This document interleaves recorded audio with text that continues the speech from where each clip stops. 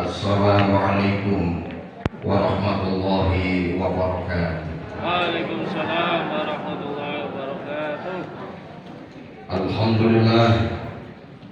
Alhamdulillahilladzi manna 'alaina bi rasulihil karim wa hadana bihi ila dinil qawim wash-shiratil mustaqim wa amarna bi tawqirihi wa ta'limihi wa takrimihi wa tabjilihi wa farada 'ala kulli mu'minin an yakuna ahabba ilaihi min nafsihi wa auladihi wa khalilihi wa ja'ala mahabbatahu sababan li mahabbatihi wa tafdilihi. Asyhadu an la ilaha illallahur raufur rahim wa asyhadu anna sayyidana Muhammadan abduhu wa rasuluhul jahil azim. Allahumma shalli wa sallim ala sayyidina wa maulana Muhammadin wa ala ali sayyidina Muhammadin al-amin asyafil mu'minin wal hadi lil muttaqin wan nasul haqiqil haqq la yamiddin amma ba'du. Sa'adatul ulama wal fudala bersanipun sakuming para alim, para kiai, para nyai, para ustaz, ustazah, para sepuh bini sepuh, sedaya ingkang tansah kala muliakan, sedaya ingkang kala hormati.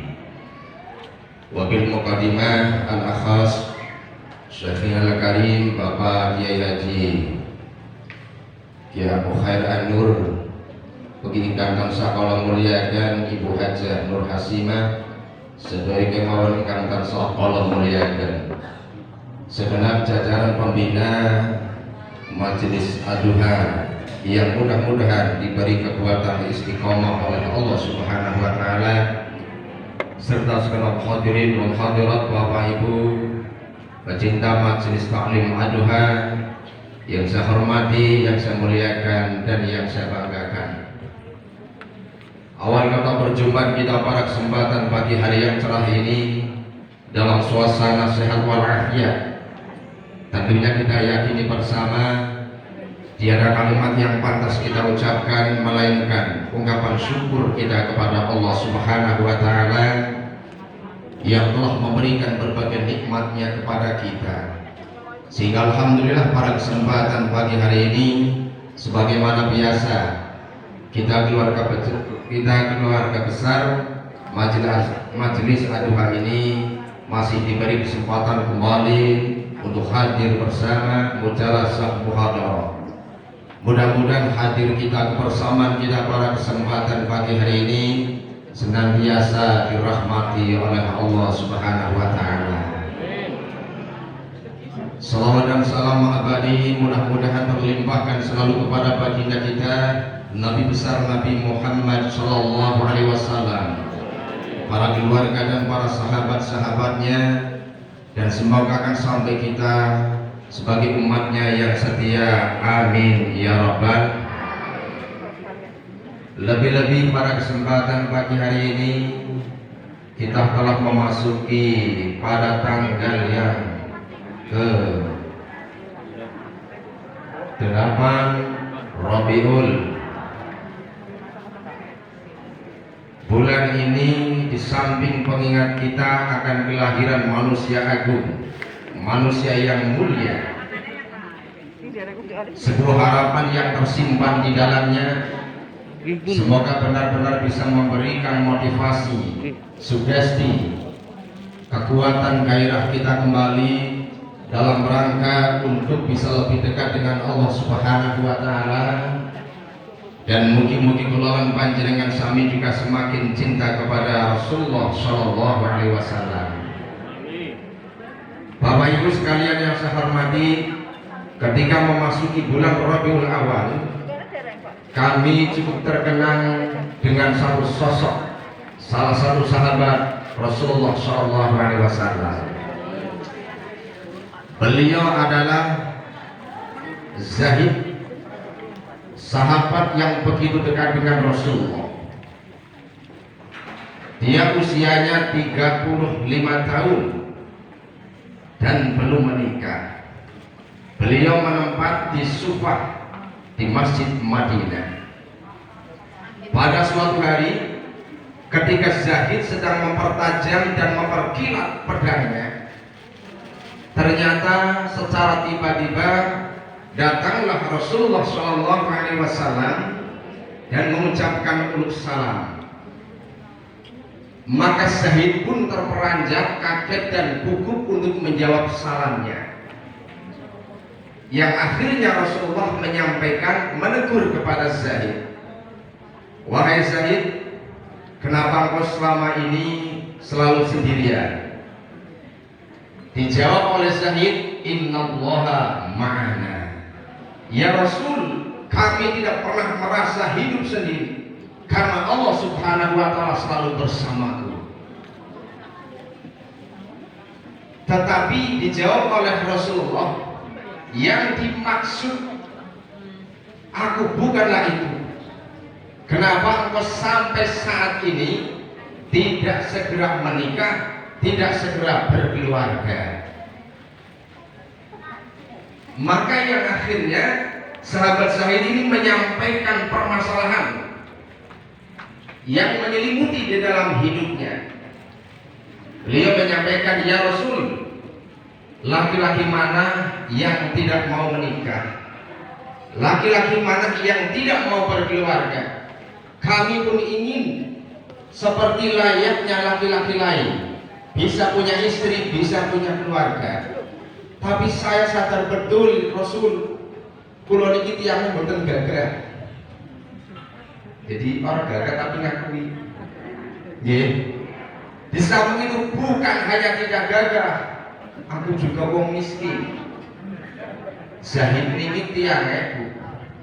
Cara gambaran saniki wong ireng, dhuwur, pendek karo Tegal.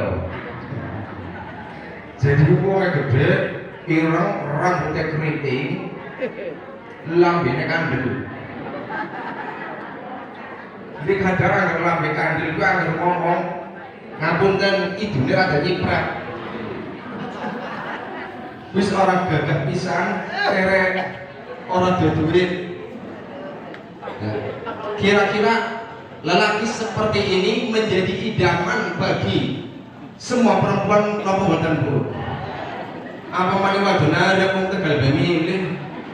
Nggih. Maka di saat itu Rasulullah memberikan surprise kepada Zahid. Zahid, maukah engkau aku tunjukkan seorang putri yang siap untuk mendampingi hidupmu? Bahasanya Zahid niki, "Ya Rasul, nyonglah gelem bae pokok asal wadon." Kenapa? Sebab bayangan Zahid apa manikah gadis enom, randa tua digoleki pekangelan teman. Maka Rasulullah SAW memerintahkan kepada sekretarisnya untuk segera membikinkan surat. Ketika surat itu sudah selesai, diminta oleh Rasulullah, diberikan langsung kepada Zahid. "Wahai Zahid, tahukah kamu siapa ya Rasul? Gubernur Madinah." Dan ini gubernur, ini maksudnya apa? Dia memiliki putri satu-satunya, namanya Zulfa binti Sa'id. Dia putri yang sangat cantik. Dia hidup di tengah-tengah keluarga yang serba ada, karena dia adalah anak bangsawan. Iki Zahid, ini mimpi apa orang? Tetapi apa yang disampaikan oleh Rasulullah pasti benar.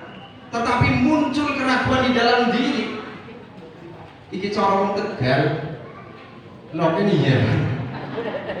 Tetapi karena ini perintah Rasulullah, akhirnya beliau berangkat menuju ke Madinah. Di saat dia sampai di rumahnya, wajar ketika bangsawan, ketika pejabat, ketika orang kaya, rumahnya tidak pernah sepi. Yang namanya tamu itu silih berganti. Mungkin kaitan dengan bisnis, mungkin kaitan dengan kedudukan, mungkin kaitan dengan relasi dan lain sebagainya. Maka ketika berbincang-bincang dengan tamunya, datanglah Zahid.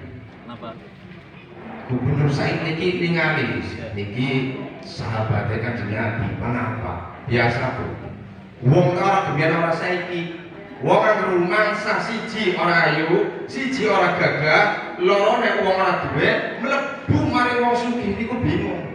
Iki gerbangnya ngareke mundur apa mengisor?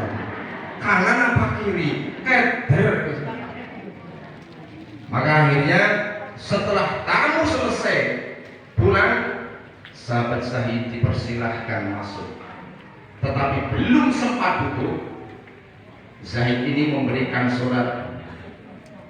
Wahai Zahid, ini ada satu surat dari Rasulullah SAW. Maka diterima langsung oleh beliau dengan mengucapkan satu kehormatan bagi kami. Ibarat saat ini surat ini dicium sebab suratnya saking Gusti Kanjeng senengnya luar biasa.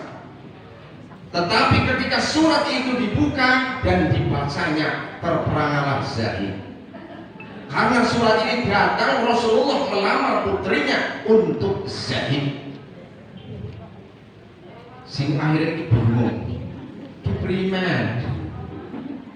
Keprimen Mas Hude. Kita temenan apa orang? Orang jegawe-gawe. Apa yang dijawab oleh Zahid? Wahai Pak Said, pernahkah kau lihat? Pernahkah kau dengarkan sekali dalam hidup engkau aku berbohong? Nah, ketika terjadi perbincangan, keluarlah putrinya yang cantik itu. Pak, cara-cara itu mau tegal. Ngapunten, wonten tamu, wonten daya, mbok bingung putrinya bisa ribet pertukaran, bisa wong mboten pantes. Apa jawaban bapaknya? Wahai anakku, inilah sosok laki-laki ini yang datang di hari ini. Dia siap meminang engkau. Apakah harus aku terima? Bersuara ini jadi innalillahi wa inna ilaihi raji'un. Zulfa nangis. Cara wong tua ngomong wis tak terima ya mesti ngarane kok nangis cara coba saya iki cara jenenganku. Mlebu maring kamar lawang dibuka tutup brek mencolot maring spring bed. Nangis. Sembarangan. Kenapa? Karena Zulfa merasa sekian banyak laki-laki dari bangsawan, mereka semua menghendaki dirinya untuk menjadi istrinya. Itu pun kebingungan untuk memilih siapa di antara mereka yang layak baginya. Maka akhirnya kepenak Bapak Said ini ngomong, hit kita pengapurannya nunggu sini dulu mantu ke orang pilih-pilih. Aku kan tergantung bocah sing lakoni, tapi kan model ya. Wong keluar-keluar kan digilem bayu. Yang seneng wis ngomong bae sampaikan kepada Rasulullah untuk lamarannya ditolak, bukan saya menolak tapi putri saya. Jadi saya nyong sih ngomong apa? Kan menunggu sengsara gagal orang pada lewat. Dia akhirnya pulang. Ketika Zaid baru menanjakan kakinya pergi sekian menit, bangkitlah dari tidurnya, bangkitlah dari rebahannya. Zulfa menyampaikan kepada ayah tercinta, wahai ayahanda, kenapa dalam permasalahan ini kau sebutkan nama Rasul? Maka bapaknya menyampaikan, iya, Zahid tekan menek gue diperintah dari Gusti Kanjeng Nabi kun lamar ono. Kenapa bapak tidak menyebutkan sejak tadi? Ketika sejak awal bahwa lamaran ini atas perintah Rasul saya terima. Benar, saya terima. Bapaknya bingung, sebulan pakai belum. Bapaknya nolak. Maka akhirnya Zulfa ini menyitir satu ayat. Innama kana qaulal mu'minina idza du'u ila Allahi wa rasulihi liyahkuma bainahum ay yaqulu sami'na wa ata'na wa ulaika humul muflihun. Nyelingaken maring papane. Sesungguhnya hanya jawaban orang-orang yang beriman ketika dipanggil kepada Allah dan Rasulnya supaya Rasul memutuskan perkara di antara mereka, seraya mereka mengatakan kami mendengar dan kami patuh, dan mereka adalah orang-orang yang berbahagia. Niki jadi ngoten cara logika nalar. Kira-kira ana wong lanang wis ora gagah ireng pisan, rambutnya keriting, lambene kandel, angin kok nyipret. Ukurannya jenengan, kita ngapunten ukurannya jenengan, turun apa mboten?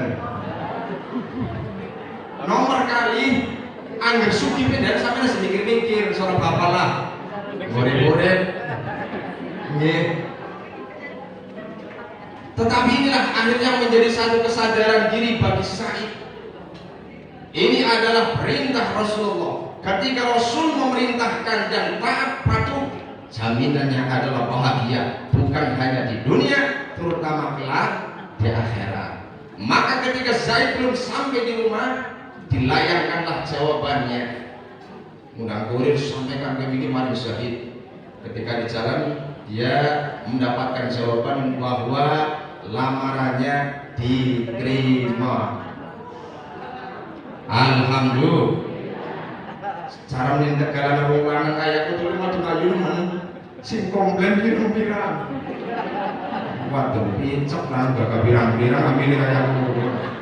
Nyong kurang apa nyong ya gagah nyong sugih kon jero apa terus pokoke kuda kaya apa tak penuhi kabeh. Lah karo wong pendek yang pucet buru diterima ya aku wae. Lah karo wong maning apa berikan. Tetapi ini beda. Maka ketika ini sudah diterima, Rasulullah menyampaikan, apa yang sudah kau siapkan Syahid? Umpan kawinan kudune ya disiapkan anak besaran apa ya? Dia mau digampangan berjalan jadi orang dulu. Karena kalau tanggane ya, yang aslinya gampangan, tapi yang pripun maling ya kudune anak lamaran anak sayangan apalah. Ya lu lengkap biasa. Alasan orang penak karo tangga ya wis. Ketika ditanya oleh Rasulullah, Zaid menyatakan, ya Rasul, sejak awal kami sudah sampaikan bahwa kami adalah orang-orang yang tidak punya. Dari mana harta yang kami miliki? Maka akhirnya Rasulullah bikin surat rekomendasi lagi, bicara masyarakat gawe legis, terus sumbangan. Kami kan harus sumbangan proposal apa ya? Sahabat Utsman, Abdurrahman bin Auf, sahabat Abu Bakar, jalur kabeh. Mangkat sing tanda tangan Rasulullah pan maisa cuil. Iya ibaratnya kalau tetapi mereka tidak berpandang itu karena apa yang mereka berikan lillahi. Terkumpullah uang cukup banyak siap untuk melaksanakan pernikahan dan ugi rampingnya. Barang niku wis tuku cara saiki borong wis maring pasti diporo dikukuli kabeh. Hari-hari itu bahagia selalu. Cara sahabatnya bilang ya Allah kita menjadi syahid ya. Nyong ngerti mantu mereka kayak apa ya? Bayang-bayang semuanya. Nah, di saat syahid ini sudah membeli perlengkapan pernikahan, ternyata di depan Masjid Madinah banyak jadi orang-orang Muslim yang berkendaraan pakai kuda, pakai unta, dengan suara yang gemuruh dan luar biasa, sehingga Zaid bertanya kepada para sahabat, wahai para sahabat, ada apa sampai hari ini cukup menggetarkan? Kata para sahabat, wahai Zaid, apakah engkau tidak tahu hari ini orang-orang musyrik akan menyerang kaum muslimin? Siapapun kita wajib perang. Waduh, ini orang aku piye loh? Ki musuh kawin agi. Ya. Nah, ini bayangannya. Maka para sahabat menyampaikan, wahai Zaid, dalam masalah perang ini kau jangan pernah melibatkan diri, karena kami tahu engkau akan menikah dan nanti malam engkau akan berbulan madu. Kisah orang saya ini sama kawinan ya, aja lungan-lungan segera baik. Ibu dan biar kali putaran jenengan, pan kawinan kurang setengah tahun dipingin baik. Aku maning ke soal pelaksanaan orang di mana-mana aja. Akhirnya saya ini tidak, saya tetap akan ikut. Lalu kamu akan pakai kendaraan apa? Orang wis isi ngosaran radio di desa. Jadi semua peralatan, perlengkapan untuk nikah ini dijual kembali untuk membeli kuda dan peralatan perang. Dicegah oleh sahabat, maka Zaid mengingatkan mereka, Qul in kana aba'ukum wa abna'ukum wa ikhwanukum wa azwajukum wa ashiratukum wa amwalun taqtumuha wa tijaratun takhshawna kasadaha wa masakin tardawnaha ahabba ilaikum minallahi wa rasulihi wa jihadin fis sabili fatarabbasu hatta ya'tiyallahu bi amri wallahu la yahdil qaumal fasikin. Sahabat Zahid mengingatkan sahabat yang lain, ibaratnya jika bapak-bapakmu, anak-anakmu, saudara-saudaramu, istri-istrimu, harta kekayaanmu yang telah kau usahakan, perdagangan yang kamu khawatirkan kerugiannya, dan rumah-rumah mewah yang kau cintai lebih dicintai daripada Allah dan Rasulnya, dan berjihad di jalan Allah, maka tinggal tunggu keputusan Allah. Di saat Zahid ini menyitir dengan satu ayat, maka sahabat yang lain pun tidak bisa mencegah, yang akhirnya Zahid pun ikut perang dalam pertempuran itu. Ketika terjadi pertempuran, banyak korban di pihak Rasulullah SAW. Ketika perang usai, Rasulullah ingin melihat siapa-siapa saja di antara sahabat yang tewas, yang gugur di medan perang. Dikumpulkan satu persatu. Ternyata salah satu di antara mereka ada Zahid. Maka jasadnya langsung diangkat oleh Rasulullah karena wajahnya bersimbah darah. Di saat itu para sahabat berkerumun, yang akhirnya kematian ini disampaikan pula kepada Zulfa binti Sa'id. Dengan informasi kematiannya, dia langsung datang ke tempat itu, menangis di hadapan Rasulullah, bahkan mohon kepada Allah, ya Allah, jika kami tidak diperkenankan untuk mendampingi hidup di dunia bersama Mas Zahid, izinkanlah kelak di surga hanya aku yang bisa mendampinginya. Cintane dohir batin purun jenengan bukados niku jenengan bisik menglanangi kaya apa ya ning gagah ya ning duit pan kawinan banget ngeder nelek isa ya. Nah, ketika wajahnya yang dipangku di depan Rasulullah menangis melihat jasadnya. Dan ketika itu Rasulullah melihat ke atas, beliau tersenyum. Setelah tersenyum, Rasulullah menutup wajahnya, memalingkan mukanya dan melihat ke bawah. Yang menjadikan muncul pertanyaan bagi para sahabat, ya Rasul, peristiwa apa lagi yang terjadi? Engkau melihat Zahid menangis, dan engkau melihat ke atas, kau tersenyum, dan engkau sempat tutup wajahmu dengan jari-jari indahmu, dan engkau palingkan muka. Ada apa sebenarnya? Maka Rasulullah menyampaikan, wahai sahabat, kenapa aku meneteskan air mata? Aku rindu dengan Zahid. Dia hidup tidak pernah berbahagia. Lalu kenapa engkau tersenyum ya Rasul? Kenapa engkau tertawa? Aku melihat ke atas, di sana para bidadari siap menyambut kehadirannya. Lalu kenapa kau tutup matanya ya Rasul?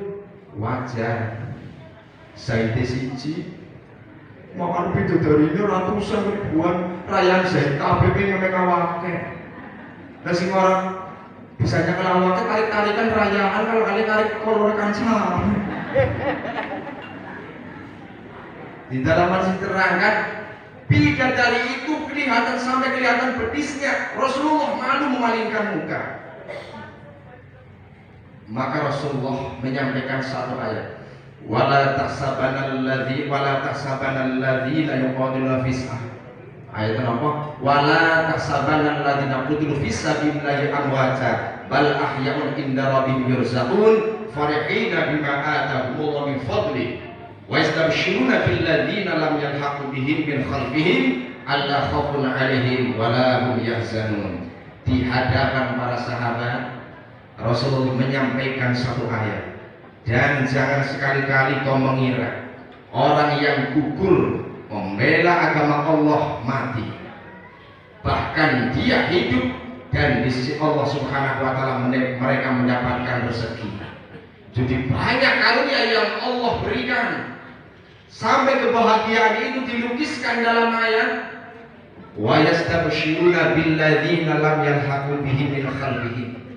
Mereka yang mendapat kenikmatan di surga juga bergirang hati dengan siapa? Dengan mereka yang masih hidup, dengan panjenengan sami yang masih hidup, yang masih istiqomah memperjuangkan agama Allah Subhanahu wa taala. Termasuk mudah-mudahan kehadiran panjenengan sami yang istiqomah di majelis duha ini salah satu upaya panjenengan sami untuk membesarkan, untuk menguatkan, untuk menyiarkan agama Allah Subhanahu wa taala. Jenengan rajin, jenengan istiqomah, mereka yang telah mendahulu kita, wa yastabshiruna billadzina lam yalhaqu bihim.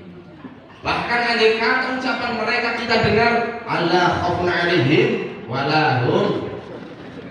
Jenengan kudu istiqomah, tidak usah pernah khawatir kados pundi. Tetapi ngapunten bahwa kita itu bukan tingkatan para sahabat, tetapi semoga ada upaya tertentu. Kita menyadari betul bahwa di dalam diri kita penuh dengan kealpaan, kita banyak salah, kita banyak kekurangan, kita banyak khilaf. Tetapi semoga ada upaya tersendiri yang mengarahkan hati kita, iman kita senantiasa untuk teguh, untuk bisa mengamalkan perintah Allah Subhanahu wa taala. Apa yang menjadi support bagi kita? Jadi innal ladzina qalu rabbuna Allah tsumma istaqamu. Kalau panjang sami berusaha mungkin diparingi istiqomah. Istiqomah dalam kebaikan yang meliputi ucapan, perbuatan, tindakan dan lain sebagainya. Setiap orang yang dihiasi nikmat iman pasti siap. Tetapi yang namanya godaan luar biasa. Sampai ini.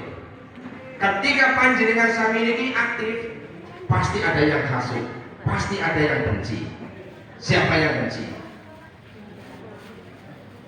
Jenengan aktif ibadah, jenengan terus pokok gawe kesairan, mesti orang sing hasud, mesti orang sing orang senang.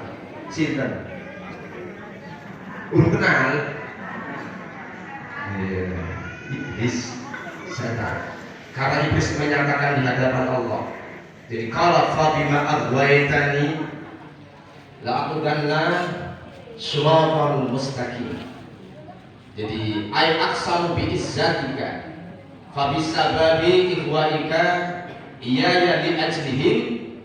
Jadi iblis niku pun sumpah mari Gusti Allah.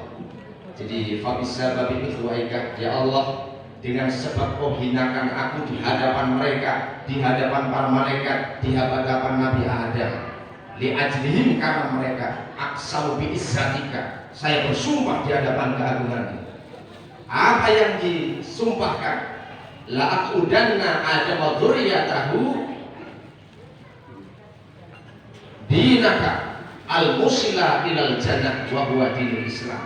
Kami tidak akan pernah terima sampai kapanpun akan kami gelincirkan umat manusia supaya jauh dari agama. Di dalam ayat disebutkan summa la'atiyannahum min baini aydihim wa min khalfihim wa an aymanihim wa an syama'ilihim wa la tajidu aktsarum syakirin. Lalu apa yang akan dilakukan oleh iblis menggoda kita semuanya? Iblis sudah menyatakan kami akan menggoda umat manusia dari 4 arah. Yang pertama adalah jadi min baini aydihim, dari arah depan, wa min khalfihim, dari arah belakang, wa an aymanihim, dari arah kanan, wa syama'ilihim. Praktisnya wonten fungsi arane godane kok pirang-pirang. Wong 5 digoda setan. Kadang setan bisa strategi ini tapi beda-beda. Padahal waduh 5 ini pun janji ajak lalen ya, masuk dina minggu istighosa jam sana. Ya wis makan bareng. Barang mangkat seluruh mau papat dari siji diambil. Yo bagian yo setengah ya. Jadi temen pasane kayak apa sih? Beri platform itu hampir royal teman. Dibisik, ya aku lagi sore janji. Tapi aku karo pati enak. Dibisik dari saya usah royal. Yo sampai ke tempat mari wingi. Oh istighosah ta kan saben minggu. Oh harus gampang dari semaya bae. Dari bisikan ini lebih kuat. Pengapurannya ya, yang tinggal bayar wis. Sira mangkat ora, ya wis mangkat apa. Lah sing siji, kuwi sing iki boleh dikudung warna oranye angel nemen. Giliran lagi aku jebule masane, ih apik lho guys, tak goleki ana ya. Mantu saiki kok melu istighosa. Pan istighosa kok kamu dagangnya lubar ya pengen jadi pengapuran ya. Aku sih boleh tunduk kayak baca pesen. Ki mau kemana aku tinggal di situ wis. Lah si orang mana? Ya orang wis. Wis loro kecanda. Gari mira. Gari telu. Sing dulu alhamdulillah nyampe di tempat. Barang anak di tempat di sini. Rupane kepikiran janji karo kanca jare pan ngawur. Mulai WA sing akhirnya dolanan jauh-jauh terus mulai istighosa awal sampai akhir kecettingan terus. Dari wong pira? Dari wong loro.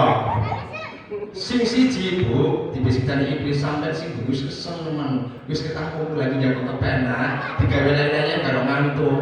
Sebelum wonten sing nomor 4 ki orang ngantuk maning malah turu. Alhamdulillah selamat siji mulai meneng bae.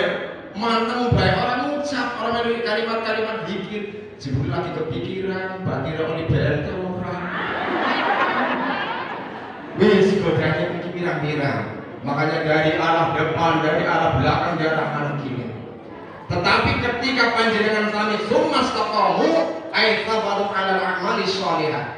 Ketika panjenengan tetap gigih untuk mempertahankan rutinitas baik yang biasa panjenengan lakukan, tatanazzalu 'alaihimul malaika. Godaan setan itu pancen luar biasa, mboten sinten kemawon. Bahkan mboten jauh nglakoni salah jadi iblis la takhaf innallaha ghafurur rahim. Bu, jenengan lagi ngrasani kowe itu dukun bae, kok dasarnya nginti. Ati ngomong, ya Allah kan dosa ngrasani ya. Dosa, tapi salah apa Gusti Allah mesti mbek pangamura. Niku bisikan setan la takhaf innallaha ghafurur rahim. Mestinya dikanter oleh keyakinan panjenengan. Fayaqulu wa inni laghaffarun liman taba wa amana wa amila sholihah. Benar Gusti Allah niku Maha Pengampun, tetapi bagi mereka yang mau beriman, bertobat dan beramal saleh. Niki godaan ingkang luar biasa. Dan satu harapan bagi kula lan panjenengan sami ini ada kekuatan. Sebab wonten sing arane godaan iblis niki memang luar biasa. Kadang dari sisi ini nggak bisa, dari sisi lain kita ragu. Termasuk godaan ini kaitan dengan masalah dunia. Jadi bahkan termasuk orang yang rutin ibadah. Ini bisikan yang sangat halus dari iblis disampaikan orang yang beriman. Apa? Ragu tentang jadi visi hatil paksi wal qiyamati wal hisabi wa ilaihim ana dunya qadimah la tafna. Ini bisikan yang selalu diberikan kepada orang yang senantiasa ibadah. Apa bisikannya? Jadi bisikan iblis ini bahwa jangan pernah percaya, jangan pernah yakin di hari nanti ada hari kebangkitan, akan terjadi kiamat dan hisab. Bahkan iblis itu mendoktrin kepada umat manusia. Iblis seringkali menggoda kita, mendoktrin kepada kita, ana dunya